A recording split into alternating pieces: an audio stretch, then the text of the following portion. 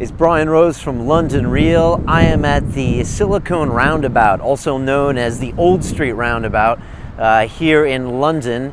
I think I just saw some snow. It's almost April and I think it's still winter. It reminds me of the Wall in Game of Thrones, but it keeps us strong here in England.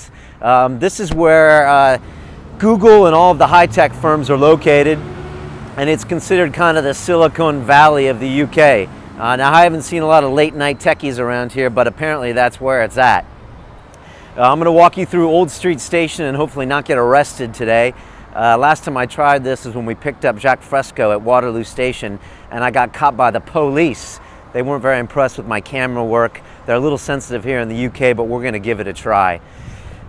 This week we have Mr. Steven Pinker. He's a Harvard professor of psychology, and he's an interesting dude. He talks about cognitive behavior, but he also is a linguist, and he has a lot of different things that he talks about. His latest book is called Better Angels of Our Nature, and he charts the history of violence throughout our civilization, and he argues, funny enough, that the incidence of violence has actually decreased over the last 1,000 years. You know, and this guy can drop science from linguism to morality to pretty much everything, and it was nice having Peter Irving here because he's a former anarchist himself, whether he likes to admit it or not, and I think Steven Pinker had bits of anarchy in his past, so they had a good vibe going on. And also Steven and I, we spent some time at M.I.T. together. I think our paths linked just like for about 4 years there, so it was very cool talking to him. So I hope you enjoyed this episode. If you're feeling it, just share it on Facebook and Twitter.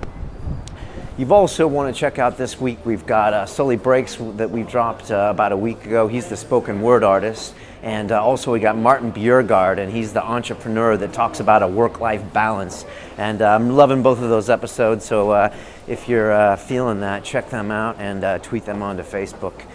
Here we are in Old Street Station. It's a little grubby around here. A little bit of the urban plight gone wrong. Apparently they're going to rip this down in a few years and put in like a theater and all that stuff. But until then, this is kind of our base for London Real Studios.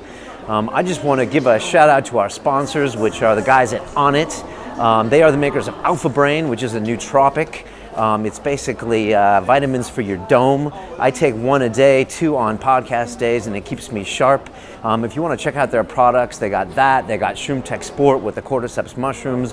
They've just come out with these crazy looking kettlebells that have like monkey heads on them.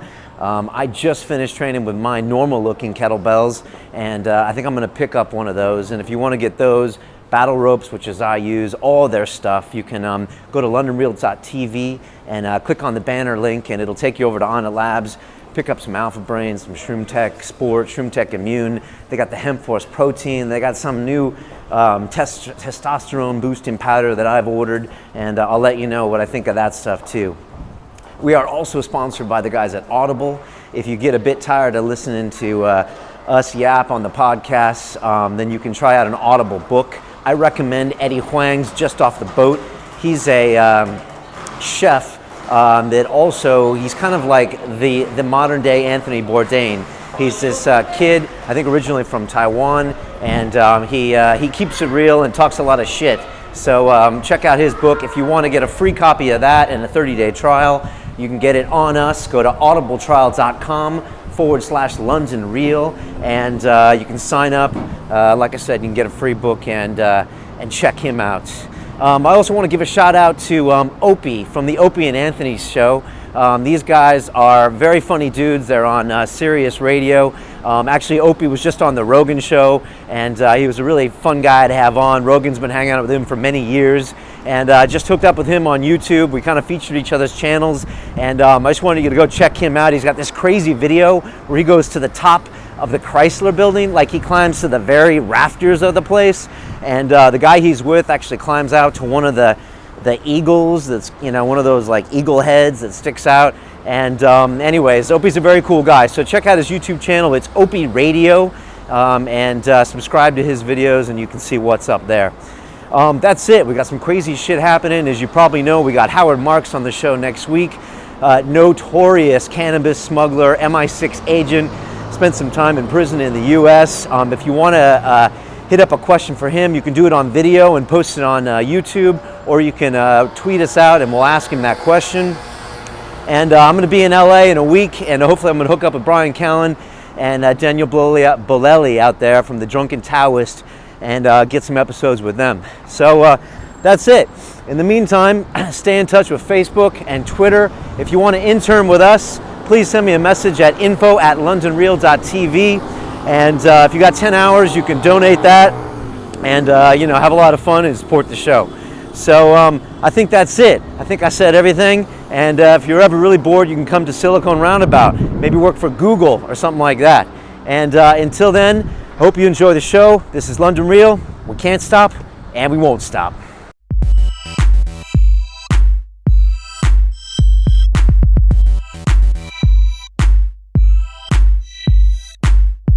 London Real, one of the coolest up-and-coming podcasts. All right, guys, let's have some fun. Okay. Here we go. This is London Real. I am Brian Rose. With me today is Mr. Peter Irving, who is a mixed martial arts fighter and also a writer for Fighters Only magazine. And our guest today is Mr. Steven Pinker.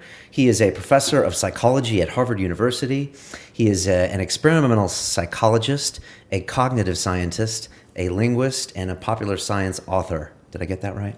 Yeah, that's right. That's pretty good. That's pretty and good. His most recent book is The Better Angels of Our Nature, A History of Violence and Humanity. Welcome to London. Thank you. How does London treat you when you come here? Oh, I love London. You do? Yeah, it's, well, one of the world's great cities and one that I'm in particular fond of. Partly because I grew up in Canada, so I used to be a subject of the British Commonwealth, and there's a bit of an Anglophile in me. Okay, so you feel right at home? I feel right at home. Under the Queen. And also you've worked at schools on the East Coast. You live on the East Coast. I mean, do you agree that London is much more like the East Coast in the U.S. as opposed to the West Coast in the U.S.? Yeah, and I have spent some time in the West Coast. I taught at Stanford for a year, and I spent 2 sabbaticals in Santa Barbara, something, by the way, that I highly recommend. Oh, Santa Barbara. It's one of the gorgeous spots on Earth. But yeah, people often compare Boston to London. It's quite unfair to London, but it does have some red brick architecture, and by the standards of American cities, Boston does have a bit of an English feel. A bit. I mean, so we were fellow alumni. Is that what that's? We're alumni, yeah. So I was at MIT from '89 to '93, and you were there. I was there from '82 to '03, so 21 years on the faculty of the Department of Brain and Cognitive Sciences. Wow, that's fantastic.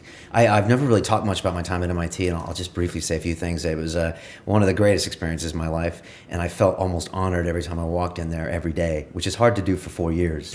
Right. And I would walk in lobby 7, which is like the front building, and I would just always stare right up at the ceiling as I walked in, and it was just like, oh, wow. And you walk down the hallways and you see, these scientists. And Norbert Wiener and memorialized. Yeah, that huge dome and lobby and that neoclassical architecture that MIT has had for 150 years. Yeah, and they do it, and they pull it off somehow. And they also mix a lot of modern architecture, IMP and stuff like that, in with the neoclassic. And so overall, it's a pretty good looking campus. Yeah, it's kind of higgledy-piggledy. There's a bit of everything. But the most recent building, it was built after I left, was designed by Frank Gehry, and it's this almost comic book extravaganza of cockeyed cylinders and half domes and buildings that are a bit wonky. And that's where, among other things, the linguistics department is. I was not in linguistics, I was in brain and cognitive sciences, but I was over in linguistics all the time. Okay. Wow, yeah, it's always changing. The media lab was kind of just getting started when I was there, and now it's really exploded into its own thing. Yeah, they displaced me. My department was on land that the Media Lab coveted, and they expanded so rapidly that they sent us off into rented space for a couple of years until we got our own building. We were talking briefly here about this whole MIT-Harvard rivalry and if it exists or not, and that they're really different culturally schools. Like if you saw the Facebook movie, Zuckerberg's trying to get into the eating clubs of Harvard, but as an undergrad at MIT, you're just trying not to get your ass kicked on a regular basis. You're staying up all night in the library. It's like for me, it seems like they're culturally very different from an undergraduate standpoint. Would you agree or disagree? Yeah, and they do play in different leagues, quite literally in the case of football, but also in terms of their space of rivals. And Harvard compares itself to Yale and Princeton and Columbia, the other Ivy League schools that are they're full service universities. They have a lot of humanities as well as sciences and some professional schools like medical schools. MIT considers itself in the league of Caltech, California Institute of Technology, Berkeley, Carnegie Mellon in Princeton, the more scientifically and technologically oriented universities. Right. Even though your field is one of the ones that crosses over into the rivalry. Yeah, exactly. So I'm in a psychology department at Harvard. At MIT, they called our department Brain and Cognitive Sciences because we stretched from cognitive psychology, which is my field, to artificial intelligence, to neuroscience and molecular neurobiology. So there were people studying the molecular basis of learning and memory in fruit flies. They didn't really think of themselves as psychologists, so they had to come up with a creative name for the department. Do you miss MIT sometimes? I do sometimes miss MIT. There are different cultures, and of course, proud of different things.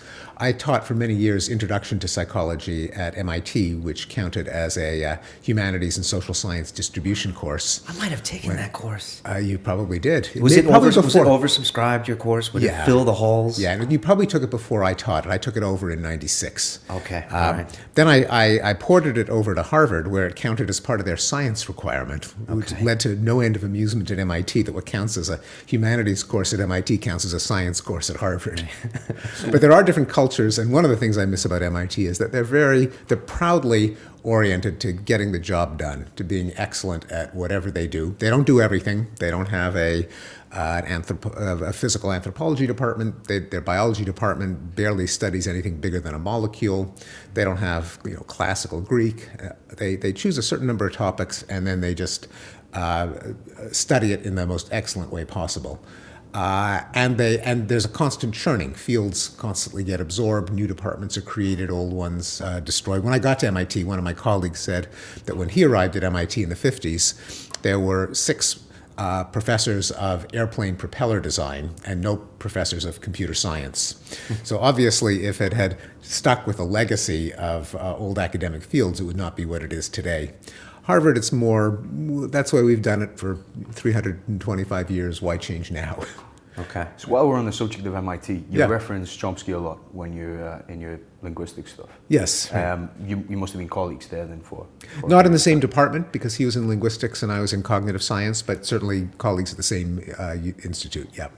And for people that don't know much about Chomsky, who can you give a bio for him, or could you tell a little bit about him? Well, he is famous for 2 reasons. One of them is his political activism. He is a very vociferous critic of American and British foreign policy. He is a leftist, but not Marxist. He calls himself an anarcho-syndicalist, which is a kind of anarchist of the left. There's also a right-wing anarchist movement, kind of more libertarian, objectivist, Ayn Rand style, but he is more of a communitarian, libertarian anarchist. But anyway, a fierce critic of Israel, of Britain, of the U.S., and an early critic of the Vietnam War. And he has a huge following because of his prolific output in politics. I mean, probably more than 100 books. He's on the Rage Against the Machine, cites him in their liner notes. I think Chumbawamba had one of his lectures on the B-side of one of their records, when there used to be records.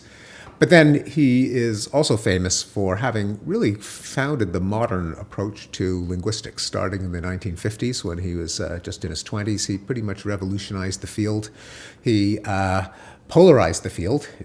Most people in linguistics are either rabidly in favor of his theories or determined to bring him down, not an entirely healthy state of affairs. So a polarizing figure in linguistics as he is in politics. But in linguistics, he was the first to give linguistics a psychological spin, saying that the problem of the study of language is really a problem of how human children acquire language, which they do without any lessons or instruction or not much in the way of feedback. This, to him, suggested that human children are born with a circuitry in the brain that is specialized for acquiring language. by noting that language is not just a list of sentences. Every sentence that we're uttering is probably uttered for the first time in the history of the universe, but we nonetheless can produce and understand sentences fluently. That means that there must be something in the brain that is an algorithm or a recipe for generating and interpreting sentences rather than a memorized list. And that this changed the whole mission statement for linguistics. It wasn't just listing a bunch of constructions, but rather it was what is the mental software that allows us to use language, and prior to that, the mental software that allows us to acquire language. Also, he argued that all languages conform to a universal plan, what he called a universal grammar, which he then related to the hypothetical innate circuitry with which children acquire language. That's where language universals come from. They come from the human brain. So you subscribe to the idea of the metagrammar as well? To some extent. I don't. I think Chomsky's particular theories of grammar are a little too complicated and exotic for my blood. I think they're kind of needlessly complicated. And whenever you have a theory that is so identified with one individual, whether it be Freud or Piaget or any big theorist, it's never exactly the truth, because this is all bigger than any of us. And a field that is too oriented either for or pro or con one person's ideas, I think is somewhat distorted. But I do think that he had some important insights. I think the idea that children are specialized for learning language is on the right track. I think the idea that what is interesting about language is the mental software that allows us to learn and use it, I think that's a positive agenda. And then he also introduced a number of technical ideas. The fact that a sentence is not just, first of all, it's not just a string of words. It's not just one word reminds you of the next one that reminds you of the next one, reminds you of the next one, and so you have a chain of word associations. But there is a hierarchical structure. Words are grouped into phrases, which are grouped into bigger phrases, which are grouped into sentences. The fact that even that is not quite enough to explain how language works, because then there are also ways in which we mangle those hierarchical phrase structure trees. We snip a word from one place and glue it somewhere else, what he called transformations. So when I say, what did you eat this morning? The what refers to the position after eat, namely whatever it is that you ate. And to understand how we can ask a question, you have to add an additional bit of machinery to the algorithm that allows us to speak, namely one that relates words in multiple positions in a sentence. That's another technical innovation, led to the concept of deep structure. So I think all of those are genuine and long-lasting contributions to our understanding of how language works. Do you ever get asked, like, why do linguistics matter? Because I think for a lot of people, they see this and they're like, this is just semantics. And why do linguistics matter so much to a modern day man? I know that's a very simple question, but lots of reasons. We'll start with the question of intellectual curiosity. What makes us tick? What makes humans different from other animals? Well, one of the main reasons is we talk and understand, and other animals don't. Human life is made possible through language. Look at what we're doing right here. We're just making noise into microphones. Why? And people are listening to us. How come? Why are they listening to all these noises? We're making noise as we exhale. And the reason is language allows us to convey an unlimited number of ideas, and they can be totally abstract intellectual ideas, theories of the origin of the universe, what happens to our soul after we die, what is the nature of good and evil, what is the nature of language, all of that just by making noise. And then, of course, at a more practical level, anything that humans do together, and everything we accomplish together. One guy grows food, sells it to someone else who produces podcasts. There's an exchange, and lots and lots of middlemen. None of that would be possible if we couldn't have language. We couldn't build the buildings that we have, assemble the armies that we have, the governments. All of that depends on language. So if you're curious about human beings, you got to be curious about language. So that's the intellectual reason. There are lots of scientific puzzles, like how did it evolve? How do kids acquire it? How does the brain handle it? Then there are enormous numbers of practical applications. There are entire industries that are basically industries that deal with language as a commodity, like the press, like book publishing, like radio, like most of television, like the internet. Those are all industries that buy and sell language, chunks of language. Practically, there is would be enormous economic benefit if we could have computers and internet search engines that could understand language as opposed to just strings of words. What we already enjoy, technologies like Google Translate, like search engines, like voice recognition when you call up directory assistants, are the first eensy-weensy bit of applied artificial intelligence of language, but there's much more to come. Acquiring a second language, which is a burning question to parents of bilingual couples. Husband speaks German, wife speaks Chinese. Kid might be going to an English school. What do they do with the kid? In business, more and more we have to deal with people in other continents and countries. What's the best way to acquire their language in a hurry? And it can go wrong. What happens if you have a 3-year-old who has not said a word? Does it mean that the kid is retarded? Does it mean that the kid's autistic? Is there any way to get the process going? If you have a stroke or other kinds of brain damage and you lose the ability to speak, that can mess up your life seriously. How do we tell whether the damage is restricted to language, and how do we get language back in these people? So anyway, those are just a few of the reasons why language matters. I'm thinking of this. I was in Tokyo one time for business, and I was out at night, and I met a Japanese girl. And I met her, and there we were, and we could not say one word of communication with each other. And so there's only so much that smiles will get, and after a while, and I just realized it was like a real world example of the fact that how powerful any kind of language Absolutely. is. That's a great example, and it just shows that human social life is made possible by language. It's very hard to imagine how we could have societies, friendships, and so on without language. Now, I mean, other primates have a primitive version. They groom each other.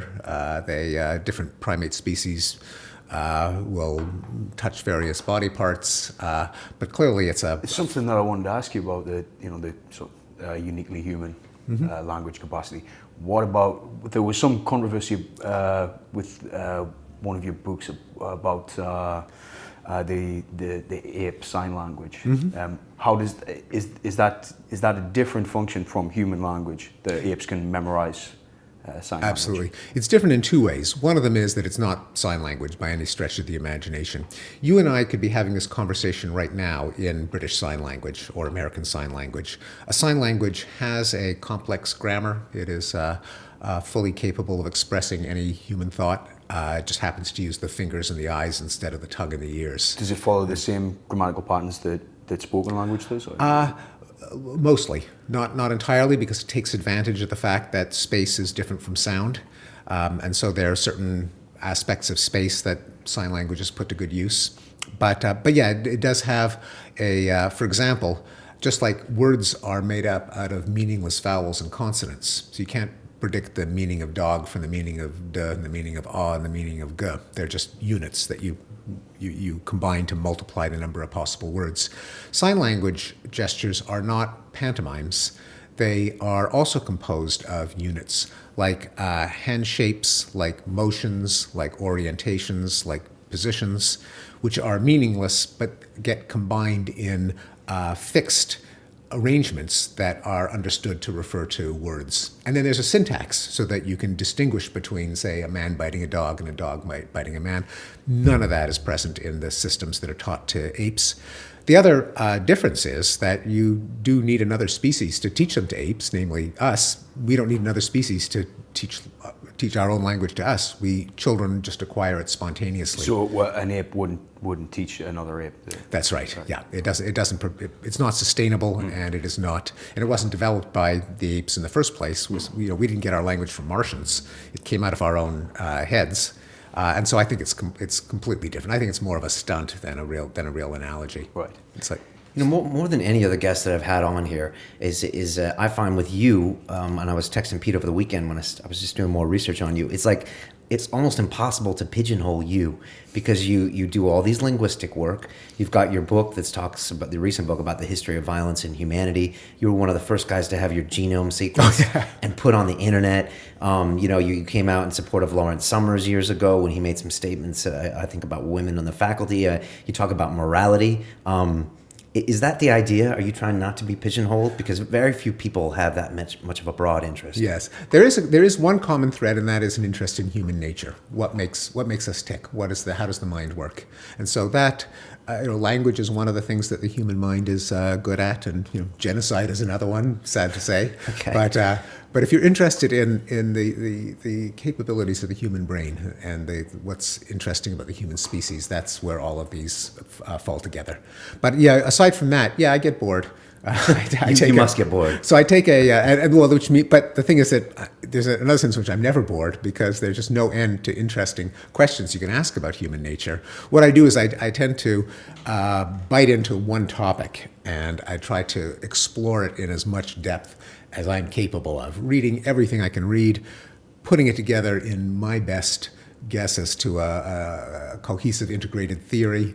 And then once I've done that, then I'm curious about something else. So I wrote my first book, which is a fairly technical book, was a theory of how children acquire language, how they learn words, how they learn the little grammatical prefixes and suffixes, how they learn ordering of words, how they learn auxiliaries. And I did this massive technical book, and it was my best attempt at a really tough problem.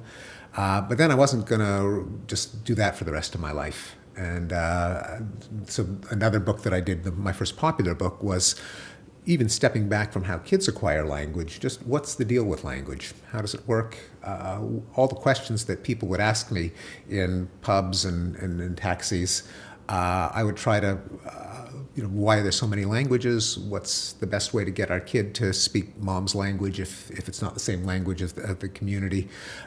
Who decides what's correct and incorrect grammar?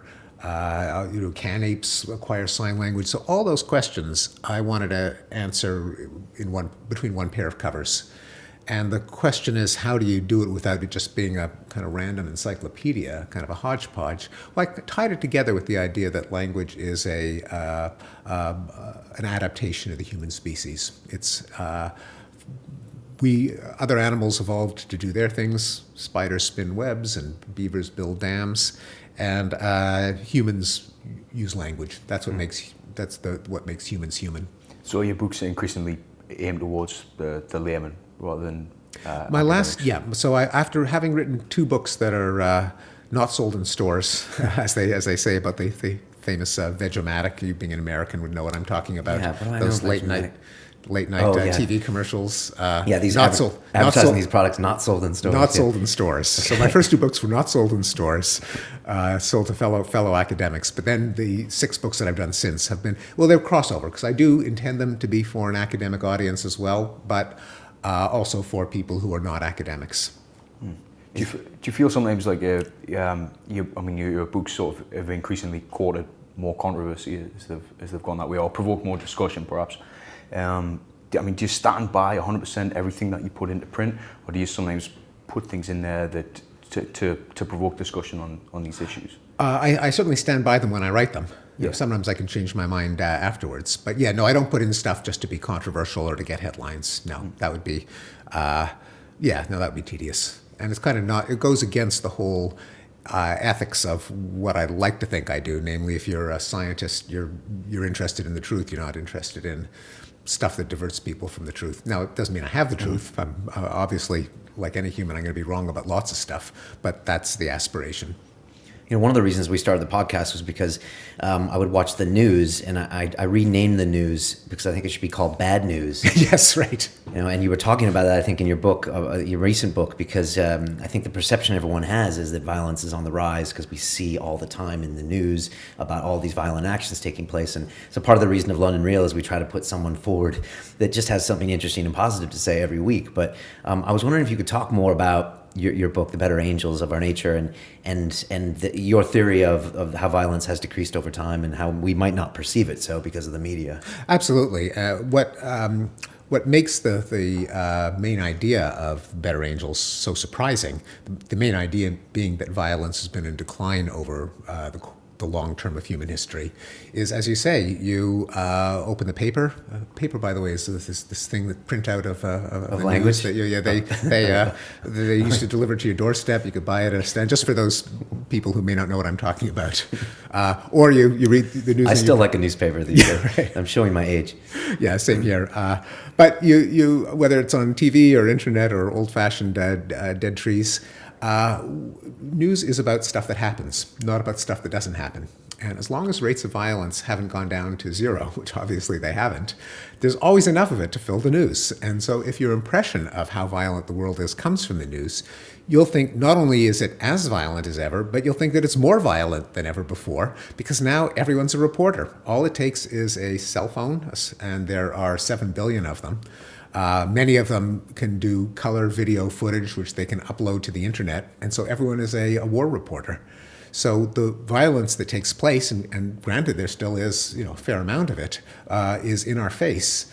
But the parts of the world that are not at war, no one is beaming video footage of a peaceful street corner in Nicaragua or Angola or Mozambique or East Timor, places that had horrific bloodshed in the past that thankfully we don't hear about anymore. So it's only when you look at numbers, when you actually look at how many people are killed as a proportion of the population, that you can really appreciate how much more peaceful the world is today. This is true in the scale of homicides, where, say, in Britain, an Englishman today has about 1/35 the chance of being murdered as his medieval ancestors. Fascinating stats. And it's a surprise when you see those curves, and they go down from the year 1200 to the present. I was shocked when I first saw that graph, and most people today are surprised when they first see it. The fact that we don't even appreciate this, but big, rich countries don't go to war with each other anymore. So Britain and France are not at war. Britain and Germany, Britain and America. Right. That used to be what big countries and empires did. They were always at each other's throats. America, and, Soviet Union, that's what I grew up with. Yeah, exactly. Cold Then War. as of 1945, that stopped. Korean War was the last time that two big, powerful countries fought each other. Now, there's still lots of nasty wars involving smaller countries, and too many of them, but they don't kill as many people as the good old-fashioned wars between big, rich countries with their big, rich armies. And even in the developing world, which continues to have far more wars than the developed world, but even there, if you actually plot the number of wars over time and the number of deaths in war over time, it's also gone down, particularly since the end of the Cold War. Then there are other things that people kind of knew all along and have to be reminded of, but slavery used to be legal everywhere on Earth. Now it's not legal anywhere.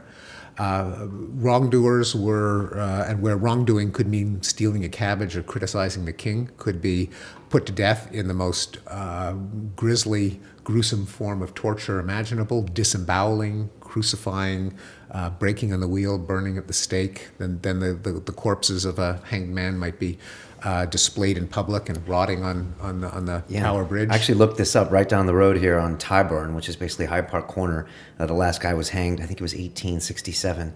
Yeah, it was the last public And did they leave his execution. body to rot? I think that may have been a few decades after they abolished that practice. Yeah, I think you're right. But it would be like something you would go down and go see as a social Oh yeah, event, you bring out the kids. Yeah, right. Yeah. Hookers would be there drumming up business. But people are still inclined towards the voyeurism of violent things it's just expressed differently, right? I think they're inclined toward it, and as a purveyor of mixed martial arts, you make your living benefit that from way. it, yeah. That's right. I don't think the brain has changed. I think we still enjoy watching violence. We enjoy imagining ourselves in violence. We pay other people to do it for us now, and they do it voluntarily. So I don't think the brain has changed, and there are all kinds of other forms of violent entertainment that we enjoy, both lowbrow, like the Schwarzenegger movies, and highbrow, like Shakespeare, like Homer, but we don't do it to each other nearly as much. Even more recently, if you look over the last couple of decades, this is not just a trend over millennia, but I don't know if in Britain you have the same campaign against bullying that we have in the U.S. I don't think it's actively. Is there? There's TV advertisements and things like that. I'm not sure how effective they are. It's a big deal in the United States. The President Obama gave a speech against bullying. Oprah Winfrey, who has this enormous group of followers, has campaigned against it. There are laws against it. This is for a behavior that, when we were kids, was just part of growing up. Boys will be boys. The idea that it would be a national priority to stamp out bullying among little boys would have seemed ludicrous just 20 years ago.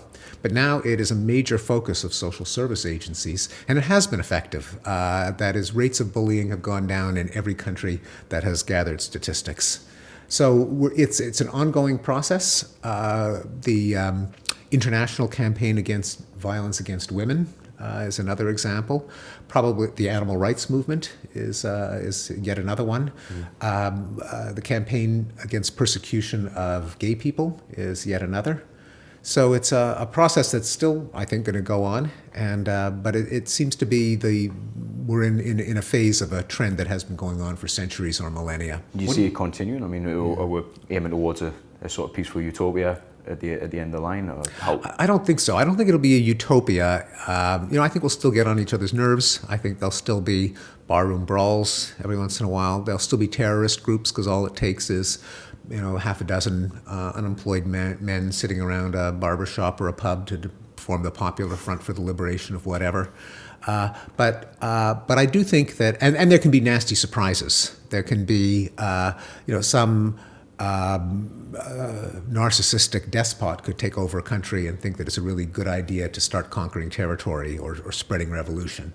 So there are nasty shocks. There are, I think, a baseline level of violence that, except for a totalitarian state, you're never going to stamp out to zero. But aside from that, I think the general trend is going to continue to go down.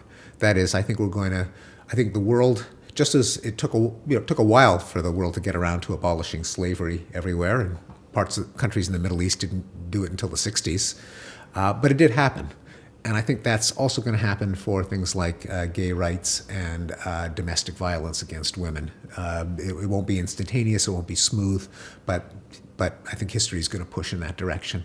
And it's not because I think that there's some kind of mysterious dialectical arc of justice that's going to bring us to utopia. I think it's just like other human problems that human ingenuity has been set to chipping away at. Shortages of food. People don't starve to death in the same numbers that they used to. Disease. People don't die of smallpox and polio anymore, just because smart people have worked together to try to bring the rates down. Now, we haven't eliminated all disease, and we probably never will eliminate all disease, but we can eke out longer and longer lifespans, a few months, a few years at a time. And likewise, violence is a scourge. We're really better off if we don't kill each other than if we do. And the problem is, how do you get the other guy to agree not to commit violence at the same time as you do? If you're a unilateral pacifist, if you beat your swords into plowshares, but the other guy keeps his as swords, you could be in big trouble. The question is, how do you get everyone to beat their swords into plowshares at the same time? It's not so easy. But it's a problem that we use our ingenuity for. Democracy, United Nations, all kinds of other, Oprah speaking out against bullying on TV. Each one of them, I think, is a little increment that lowers violence on average by a bit, and we're going to keep trying. So we're not evolving as a species per se. We're just improving our technology in a way. I mean, we're just making this better, making this better, making this better. And this is one of those things? I think so. That's right. Yeah, that would be the way I would put it. You gave a lecture I saw recently, and you said there was too much morality. Oh yes, in the world, absolutely. Which is it's a great way to get me to listen. And you were talking about, I think, the Israel and Palestinian conflict, and how the root of that conflict has so much, I guess, emotional baggage in morality that keeps them from resolving it. And I was just wondering if you could expand on what you meant by that. Yeah, and that's a major theme of Better Angels, is that, well, I distinguish between morality, that is what really is right and wrong according to our best moral philosophy, our best arguments, and the human moral sense, which is whatever circuitry evolved that gives us a sense of what's right and wrong. And just like other parts of our psychology can be out of whack with reality, we have a sense of number, but it's not enough to do mathematics. It's pretty much, the difference between 1, 2, and many. And with math, we refine our psychology of math to do more and more sophisticated math. Likewise, with morality, a lot of the inborn morality doesn't lead to less violence. It actually leads to more violence. For example, the idea that someone who does some harm must be punished, and the idea that what counts as harm is not necessarily hurting another human being, but violating a tribal norm, betraying a coalition, introducing an impure substance into the body, engaging in some impure sexual act. We have a long list of things that people sometime somewhere can deem immoral, hence deserving of punishment, hence increasing violence. And if you actually reduced violence to just psychopaths getting what they want and eliminating humans that happen to be obstacles on their path, there'd still be a lot of violence left, but you'd get rid of an awful lot of the worst cases in human history, like the Holocaust, like Stalin, like Mao, like Pol Pot, like the wars of religion. All of the these psychopaths make the news, right? The psychopaths make the news, and there's a strong human tendency to assume that your enemy is a psychopath. Namely, he is interested only in causing harm for the sake of it. He's twirling his mustache and cackling about how evil he is. Whereas if you get inside his head, he's thinking that he is advancing morality and bringing the kingdom of heaven to earth and punishing evildoers. And when you have both sides thinking that about the other side, then you can have an absolute refusal to compromise. You can have people refusing to be bribed out of violence. That is, European Union gives you $1 billion a year to stop the jihad. That makes you even more inflamed because, what are you, a whore who is willing to sell out your values for mere money? So I think, morality is a big problem. Morality in the sense of human moral intuitions. And what's the way around that? There has been a slow but an unsteady but unmistakable trend, particularly in the West, but I think globally, to try to make people more utilitarian, to think more about define morality in a much narrower sphere of who gets hurt, who flourishes. So just like, when you're arguing with an older person who thinks that there's something sinful about homosexuality, you say, look, it doesn't hurt anyone. There are two people that what they do in private, as long as no one gets hurt, then there can't be anything wrong with it. Now that is a really radical idea. I mean, it just seems so obvious, but it's not obvious to an untutored human brain. But slowly it wins the day. And to the extent that we think more like utilitarians, almost more like economists, what makes people better off in the aggregate, and have fewer sacred causes, then I think humanity goes in a good direction. And if you look at things like, and what forces us to go in that direction is when we have to pool our intuitions globally and come to some agreement that involves as many people as possible, which is a kind of byproduct of cosmopolitanism and globalization.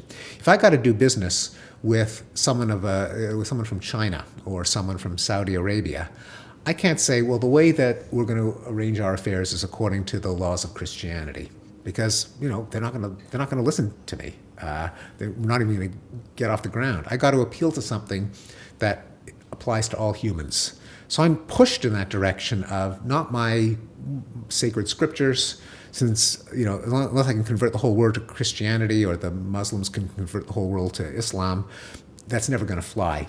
as long as you have to do business, and by business I mean not just economic business, but just anything that you have to cooperate over, that pushes your morality away from these tribal and puritanical concerns toward what makes people better off. So I think that's one of the historical trends. And do you think a superpower needs to be involved, or like I hate to say the UN because they haven't been the most effective, but do you think like some type of a ombudsman needs to get involved in these things? I think something like that. And the UN, even though there's a lot about the UN that's pretty farcical, like the speech making at the General Assembly, the fact that the Security Council, five countries including France has a veto. I mean, there's a lot of kind of silly bits of the UN. On the other hand, they do much more good than harm. For one thing, they're peacekeepers, the guys in the blue helmets. Yeah.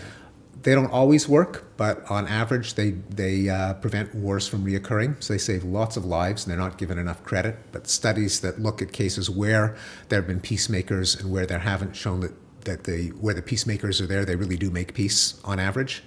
Also, just the existence of the UN has set a new norm of international relations, just like what's done, what's not done, such as conquest. So it used to be that, if you're a country, what was your goal in life? What was your mission statement? And it's to conquer more territory, to be as big as possible. And of course, you look at history, the borders and the maps go all over the place. And, Poland gets divided between Germany and Russia. There's a great YouTube video that shows the history of Europe, continental Europe, for 1,500 years. Have you seen it? Yes. It's just like, and then Poland grabs Lithuania, and then it goes this, and you see. Poland vanishes. It's Poland fascinating. reappears. It is absolutely fascinating. Yeah. I totally agree. Okay, so that has changed. So that map, as of 1945. None of the borders move. You get a few splits. Yeah, Soviet Union falls apart. Yeah, Germany back together. Germany back together again. Czechoslovakia splits into two. But Yugoslavia. But when they split, the boundaries are sacred. And part of the new norm system that came in around the time of the UN is that a member of the United Nations is immortal, so you don't conquer them and swallow them up and wipe them off the map. That's new in human history. And the borders that you have, you're stuck with. No matter how illogical, irrational, they may have been drawn by some drunken British colonial administrator after a couple of scotches. They may make no sense. They may even make a lot of trouble, but they're grandfathered in. Right. Now that leads to a lot of bad stuff.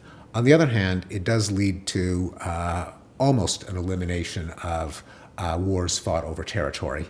So all in all, it's probably a good deal for the world, and that is part of the regime that came along with the UN. Yeah, maybe the Kurds might disagree with you, or a few people out there. Oh yeah, lots of African nations. There's no doubt. Uzbekistan and you bet. There's a lot of frozen injustices.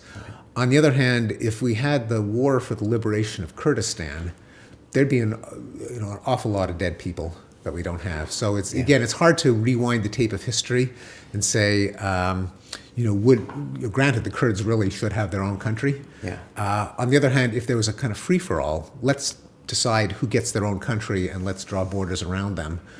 In the U.S. actually. Yeah. Where's right. Mexico? Exactly. That's right. And in Canada, where I come from, and so good fences make good neighbors, and just the fact that you've taken conquest off the list of viable options for governments. Governments don't say, should we conquer our neighbors anymore? And all in all, that's probably a good thing. What kind of criticism have you got from this book? There's a lot of there's a lot of stuff in the book. So different people have different hot buttons. A lot of anthropologists aren't comfortable with the statistics that I presented, suggesting that tribal peoples, hunter-gatherers, hunter-horticulturalists have higher rates of death in warfare than modern societies. There's still a strong Rousseauan noble savage ideology among anthropologists. Is it tough to get statistical information about hunter-gatherer? It is. Is it all Papua New Guinea, or is it all anecdotal? A lot of them are from Papua New Guinea, a bunch from Amazonia, but there are also archaeological studies, how many skeletons have hatchets embedded in skulls, things like that. You talked about that body found in the Andes. Victims of sacrifice, or the one found in the Alps, Iceman, Ötzi the Iceman. Can you describe what they found on him? It turns out he was a victim of foul play. So I think all the numbers show that there's a range of variation. It's not that all non-state peoples are violent all the time, but on average, the rates of violence are way, way higher than modern societies. And even when anthropologists have gone after that, but I just challenge them, okay, just give me numbers and I'll add them to my list. MIT guy. Right? Absolutely, an MIT guy. There are there are people who say as long as nuclear weapons continue to exist, we are by definition more violent because we have the capability of killing more people more quickly than ever before. And there it's, it depends on what you mean by violent. We do have nuclear weapons, but they haven't been used since Nagasaki. There is a movement to abolish them all, Global Zero, which all of the world's leaders have signed on to. Not Kim Jong-il. Yeah, that's right. I should say you're right. All the great powers have signed on in principle. Not Kim Jong-un and not the Israelis and Ahmadinejad. Not so clear, but it's quite possible that our children or grandchildren will live in a world without nuclear weapons, and Nagasaki will have been the last. But on the other hand, it may not. There may be a terrible crisis. It could be that Kim Jong-un decides it would be a good idea to nuke Seattle, and then who knows what would happen. So I can't say it won't happen, but I don't think the mere existence of nuclear weapons means that we're more violent if they never get used, which I think is a distinct possibility. It could be abolished someday. They could be. Other things, chemical weapons have been formally abolished and haven't been used for quite some time. Cluster bombs, things like that, landmines. And there have been a number of prohibition regimes that seemed utopian at the time, but did take hold. Legitimate piracy, that is, countries would I was just in the National Portrait Gallery yesterday. I love that museum. It's my favorite museum. And there was Sir Francis Drake, and he was famous as a pirate. He's famous for plundering Spanish ships, and it wasn't like illegal. It's one of your people, Pete. Yeah. It was a legitimate occupation. It was a legitimate occupation, and at the time you could have said, the world will always have legitimate piracy and privateering, but they abolished it. Now we still got Somali pirates, but interestingly, thanks to a failed state, it's not legitimate the way it was. Those pirates aren't going to get their portraits in the National Portrait Gallery. Maybe not. So it can happen. So let's see other criticisms. It's undoubtedly a fact that World War II was the most violent event in human history in terms of the number of people killed. That we had the middle of the 20th century had some pretty vicious genocides. Hitler, Stalin, and then in Asia a bit later, as recently as '78 with Pol Pot. And so fitting that into the chronology, you can spin doctor it in different ways. Right, as a spike, you can. I think it is. I don't claim that the trajectory of war and genocide really was in decline until 1945. Okay. I think up until 1945, I would not say that the world saw a movement away from war. I divide violence into different scales. I think homicide and world wars are just different phenomena. And the major war followed a different timeline than, say, homicides or slavery or disemboweling prisoners. But so you could criticize that and say, well, as long as we had a world war as recently as 1945, maybe we're just living in a temporary respite, and pressure is building up, and the whole system could blow tomorrow. I give arguments why I don't think that's going to happen, but I don't think it can't happen. I just don't think it's very likely.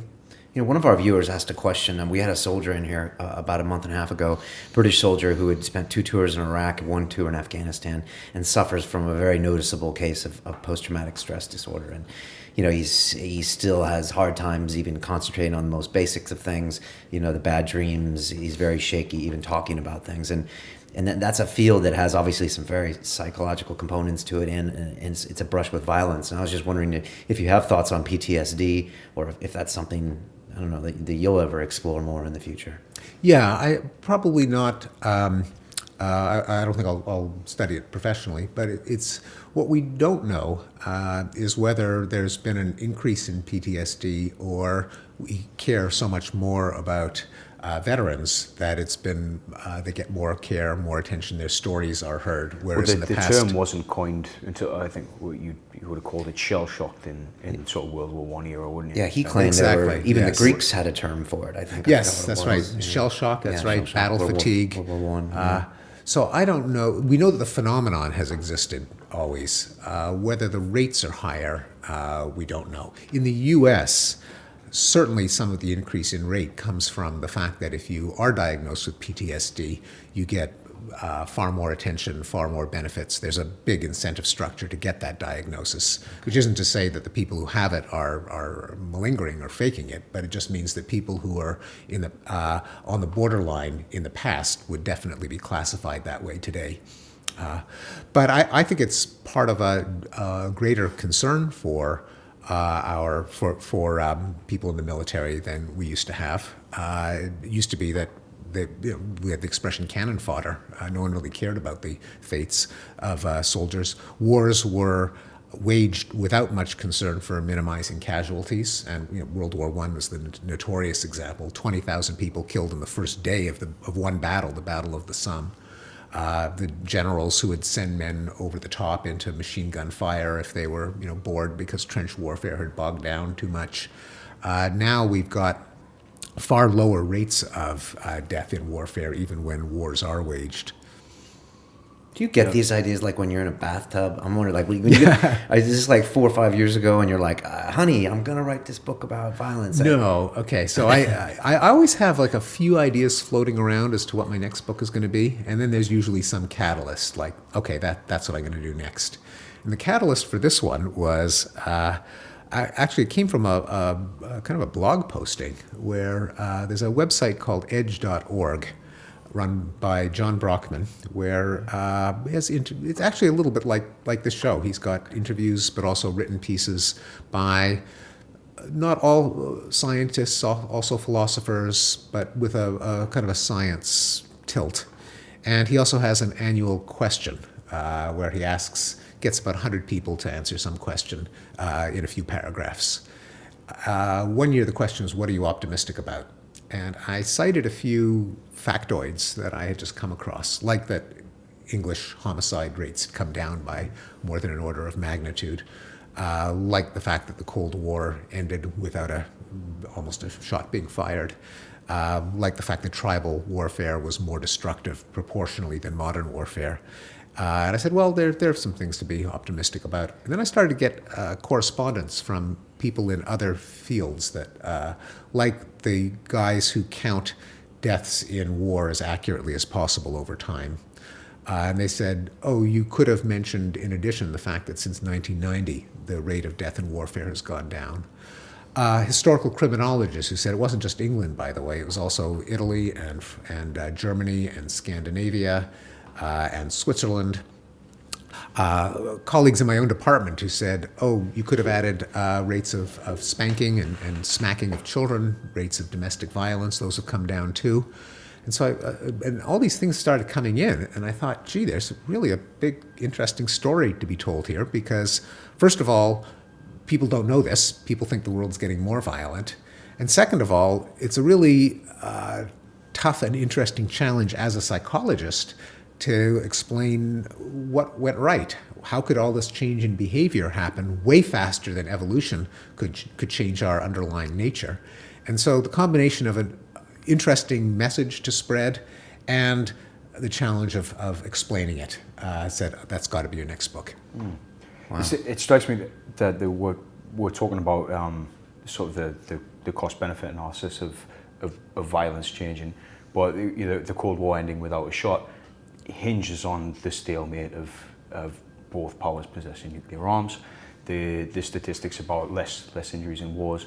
We're talking also then about increases in protective armor, changes of tactics, increases in surgical capacity, battlefield surgery, and things like that.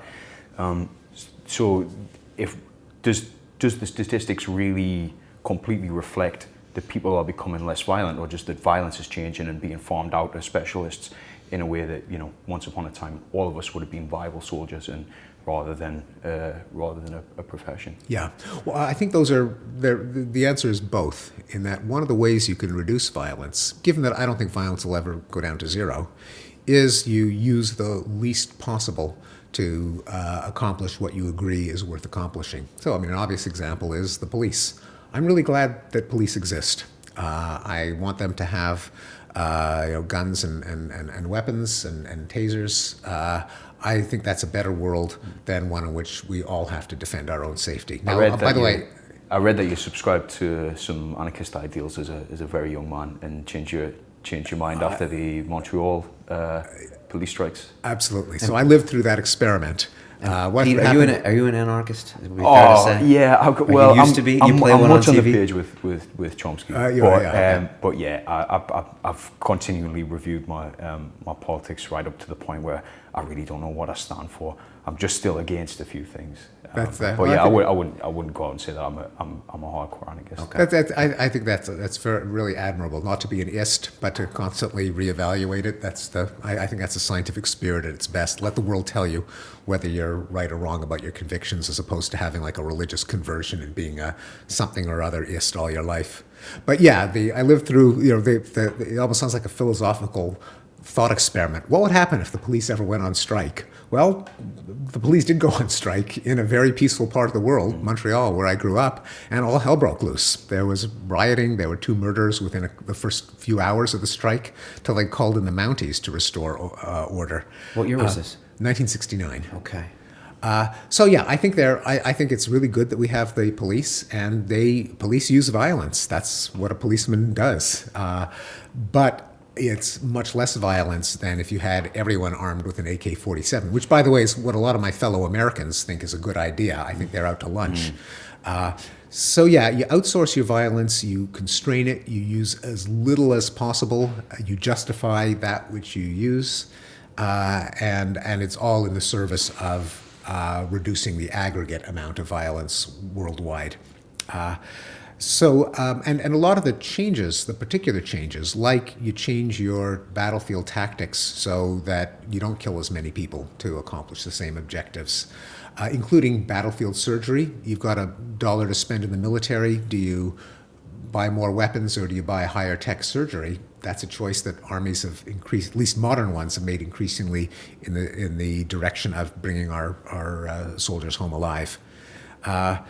So I think a lot of it is technological. I don't think we've become just more moral, but we're better at applying the morality that we have, and the morality is getting more focused on human life and happiness. I saw an advertisement recently for the RAF. That was a recruiting ad. Royal Air Force, yeah. Yeah, where the an operator's monitoring a battlefield scene, and spies a rocket about to be launched, and in a sort of computer game style from afar, launches a strike, and the tagline at the end is "Mission accomplished, 0 casualties." And so that was being put out there as That's like really good. I mean, I've got mixed feelings about it, because it strikes me as somewhat naive to recruit people on the idea that they're going to go to war but not actually have to do any killing. But on the other hand, it does strike that the modern ideal is warfare with the minimum amount of casualties. So I don't know quite how I feel about that, actually. I think it's a huge change. No, I think you put your finger on it, and you're right. Look, you're going to war, you're going to kill people. There's no getting around it, and that's one of the reasons why there should be as few wars as possible. Ideally 0. But it's still a big difference if there is a war, whether you have indiscriminate bombardment from the air and shelling and massive tank battles. And the difference is, when the shooting is over, how many people get to live the rest of their lives and bring up their children and kiss their wives and enjoy life. And if you're taking out a rocket launcher, as opposed to shelling an entire area, taking out the rocket launcher and 1,000 people, that's a big difference. Of course, that is also happening, though, isn't it? That's the problem there. Well, it is. This is where you have to count, because it is happening. There have been drone strikes that have wiped out families and weddings, but it's, nonetheless, the numbers are way different than in past wars, because there's much less of that. And so that's another case where, if you just read the headlines and you say, does it exist or is it at 0? you can get a very misleading impression compared to how many people get killed. And I think numbers count, because the difference between 110 is 90 people who get to watch their kids grow up. Yeah, numbers do count, and you see like the funeral processions that they drive through the town in Britain, and you see those, and the pictures go to your head, and you hear about all the drone strikes.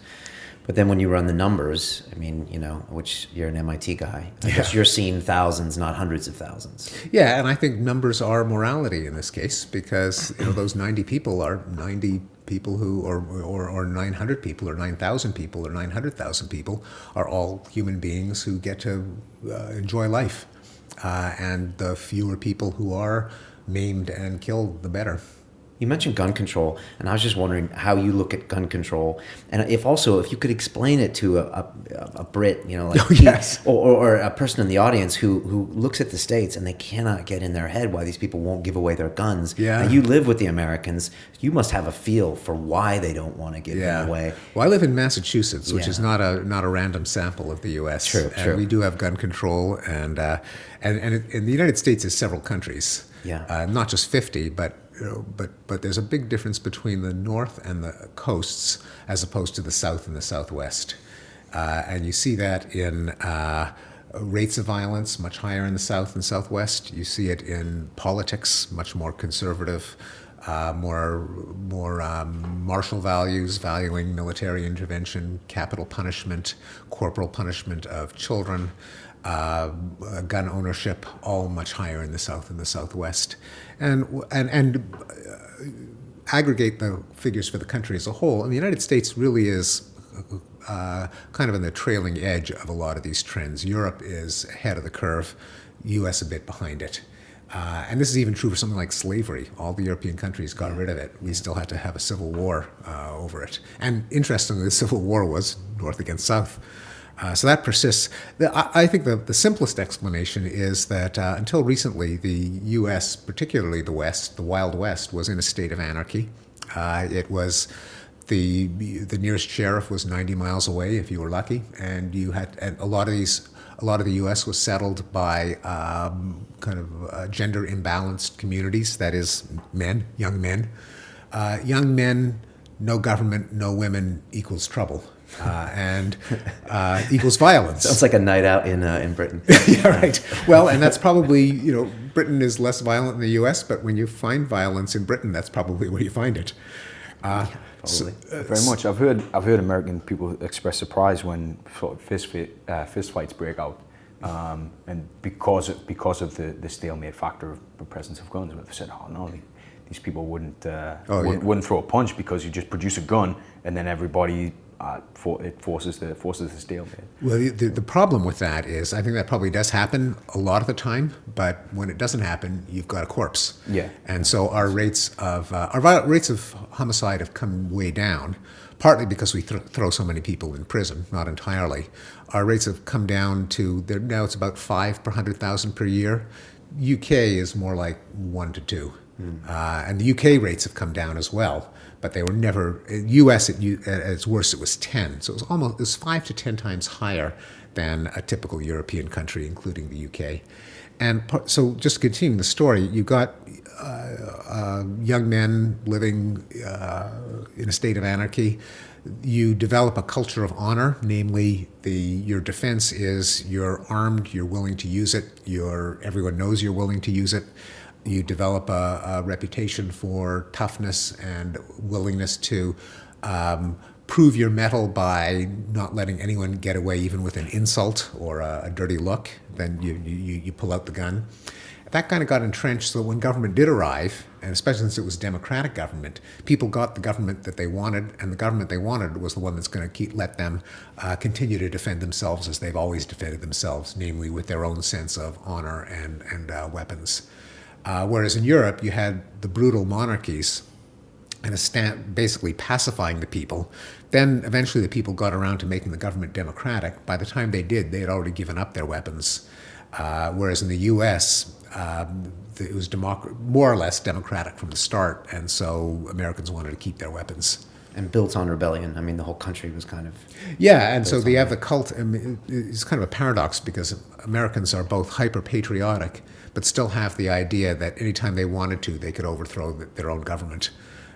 So how the ultra-patriots and the Second Amendment keep our guns to defend ourselves against tyranny, how those mindsets could coexist in one skull is not obvious, but it does. And is there a solution for this, or at least your opinion on it? I tend to think the solution will probably come generationally, that guns will appear to be more and more stupid for younger and younger generations, and that the gun nuts will die out.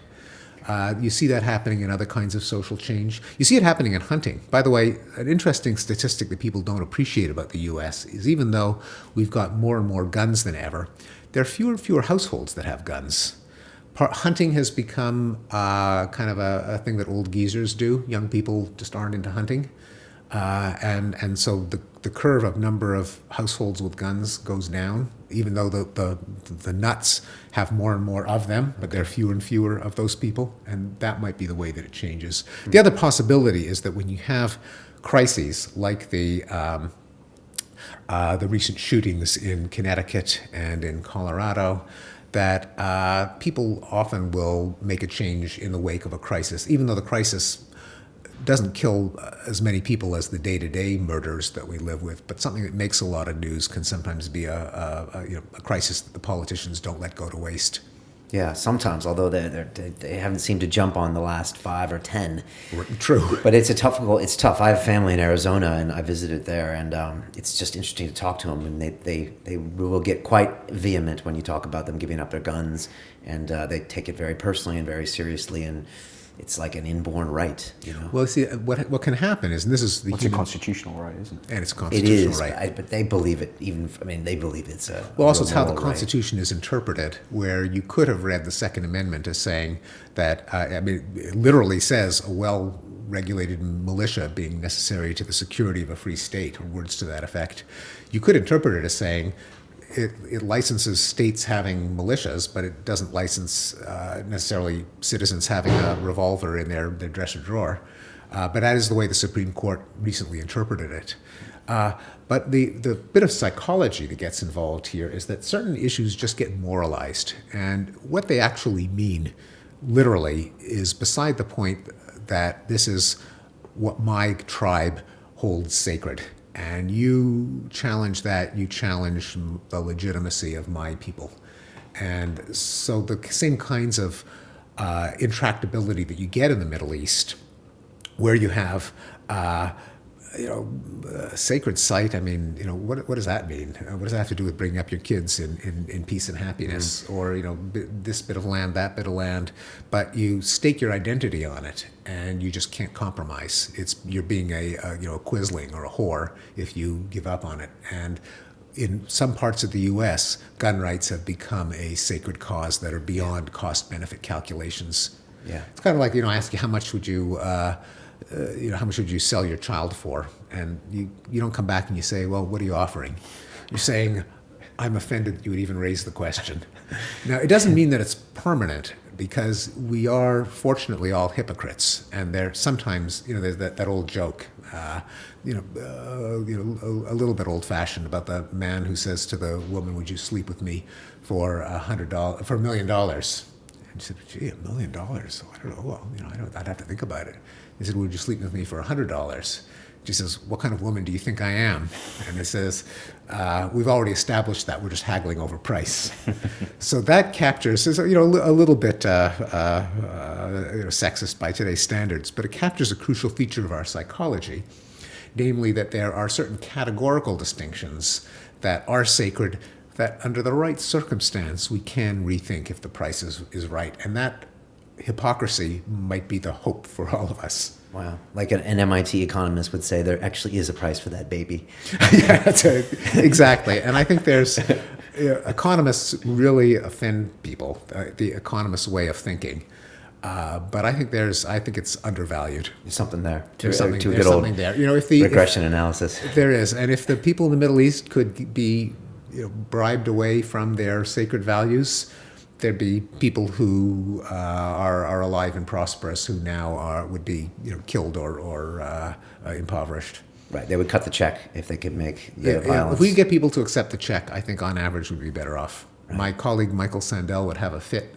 He just wrote a book arguing the exact opposite, that there's just too much economic thinking, but I think we could actually use more of it. Okay. I am a utilitarian in that sense. I was wondering if you could tell us, Stephen, what is a typical week like for you at Harvard University? Do you walk in with your crimson robes on? And that would be on April trumpets. On April Fool's Day, maybe. Okay. At most. The typical day is very different when the semester's in session versus the rest of the year. Okay. Do you teach? Oh yeah, big time. Undergrads, grads? I teach psychological science, a course that has anywhere from 200 to 300 undergraduates in it. So I lecture to a big lecture hall. Okay.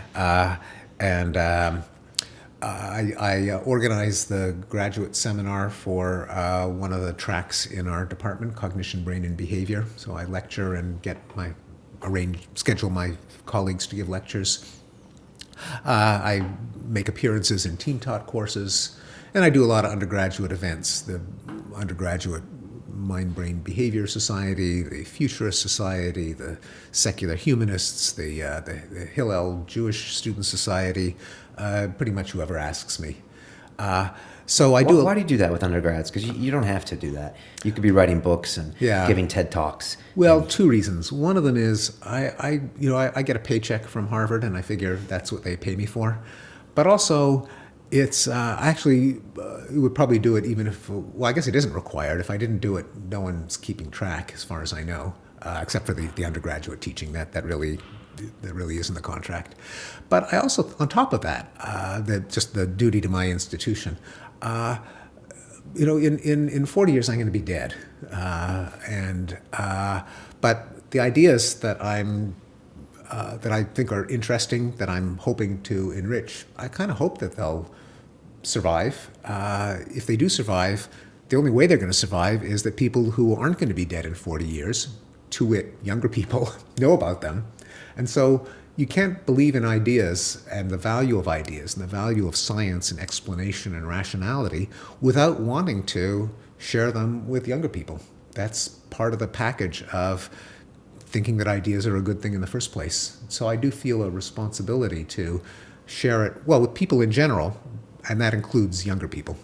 Does it also help you keep your finger on the pulse of what's happening with that younger generation? Yes, and that's something that I should have mentioned as well. That I think part of being wise, part of being a scholar, part of being a scientist is recognizing, being alert to your own limitations. The reason that in science we have experiments, we have peer review, we've got open criticism, we at least pretend that ideas are what count, not authority. The esteemed fancy professor has to take a question from an undergraduate and take it seriously and defend it with the best possible evidence, even if it's some underling.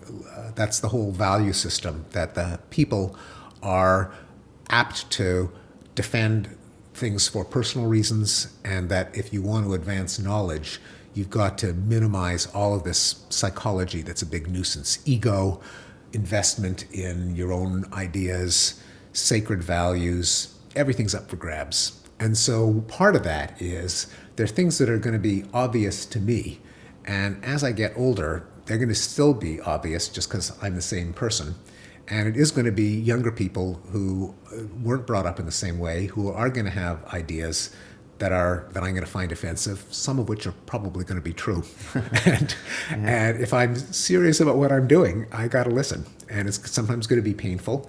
And probably I'll go to my grave defending wrong ideas, which seem right to me just because I am a human being. And the younger people challenging them are going to be right and I'm going to be wrong. But the more I try, with however much difficulty it's going to take those ideas seriously, probably the more correct my ideas are going to be. Sounds like a House of Commons debates where, these people like the Prime Minister have to constantly be accountable. Yeah, that's exactly right. Now that's great theater for an American. Our parliamentary, our senatorial proceedings have much more decorum. But on the other hand, our they also get locked into a lot of bad decisions. So yeah, that's absolutely right. How do you keep your ego in check? I mean, how are you able to look at the fact that I'm an aging Steven Pinker, and then I know that by definition some of my ideas are going to be obsolete, and yet I'm still going to cling on to them because of my ego? Like, how do you keep that in check? Fortunately, it's not totally up to me. So, so I do.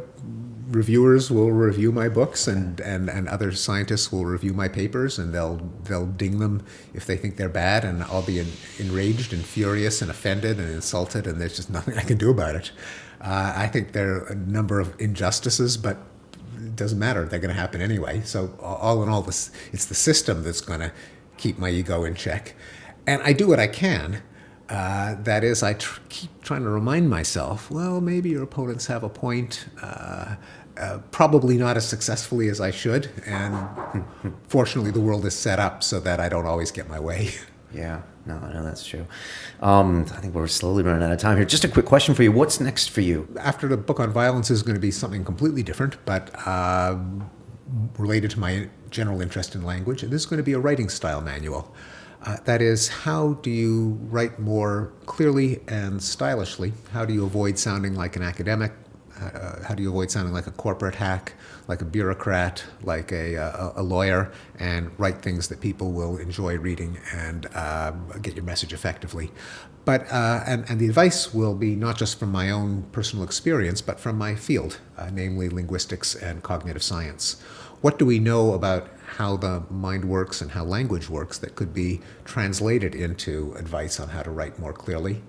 And also, how should a writer deal with matters of correct usage and grammar?